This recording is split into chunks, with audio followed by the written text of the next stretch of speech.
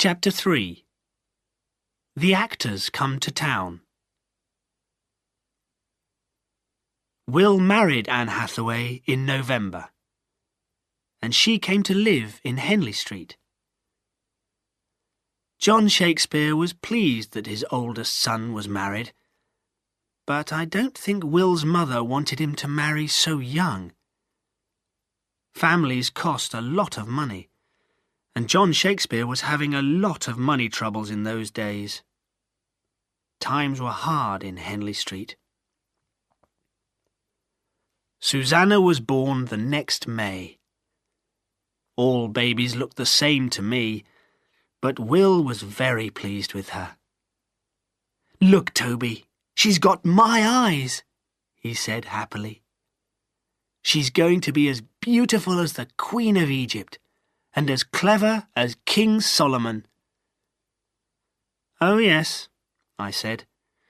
"All parents talk like that about their children. I don't believe a word of it." I didn't see much of Will's wife. I knew she didn't like me.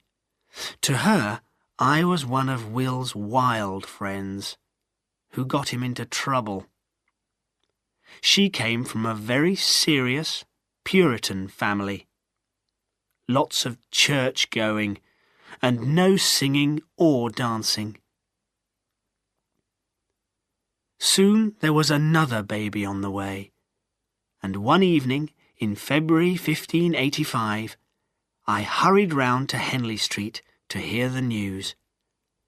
Will's sister, Joan, opened the door, and then Will came running down the stairs. "It's two of them," he said. "Twins, a girl and a boy. Isn't that wonderful?" Will had some good friends, Hamnet and Judith Sadler, and he called the twins after them. John Shakespeare was very pleased to have his first grandson, and everyone was happy. For a while. Will and I still went around together when we could. He was still reading and writing, and soon I could see a change in him. He was 23 now, and he was not happy with his life. "Stratford's too small, Toby," he said. "Too slow, too quiet, too boring. I've got to get away." "Yes, but how?" I asked. "You've got a family. 3 young children, remember?" He didn't answer. In the summer months, companies of players often came to small towns, and in 1587 5 different companies came. Will and I always went to see the plays. Will loved to talk to the actors and to listen to all their stories of London. The Queen's men came to Stratford in June, and we went to see the play. I don't remember what it was. I know that I laughed a lot, and that Will said it was a stupid play with not a word of poetry in it. "Why don't you write a play yourself?" I told him. "Write a play?" he laughed. "Anne would never speak to me again." I didn't say anything, and Will looked at me and laughed again. It happened a few months later.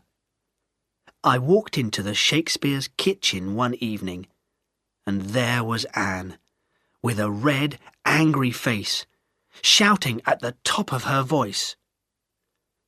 "How can you do this to me? And what about the children?" Then she saw me and stopped. Will was sitting at the table and looked pleased to see me. "I've told Anne," he said quietly, "that I'm going to live in London. I want to be an actor and to write plays if I can." Plays? Screamed Anne. Acting! Actors are dirty, wicked people. They're all thieves and criminals. They drink all day and they never go to church. Don't be stupid, Anne. You know that's not true. Listen, I'll come home when I can, but I must go to London. I can't do anything in Stratford. He looked at me across the room. Are you coming with me, Toby? How soon can we start? I said.